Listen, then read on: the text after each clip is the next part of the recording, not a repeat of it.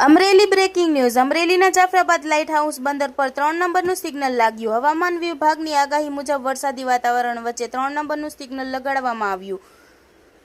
વરસાદી વાતાવરણને કારણે દરિયો તોફાની બનવાની શક્યતાને પગલે સિગ્નલ લગાવવામાં આવ્યું। સક્રિય ચોમાસાને કારણે પવન અને ભારે વરસાદને કારણે દરિયો બની શકે છે તોફાની।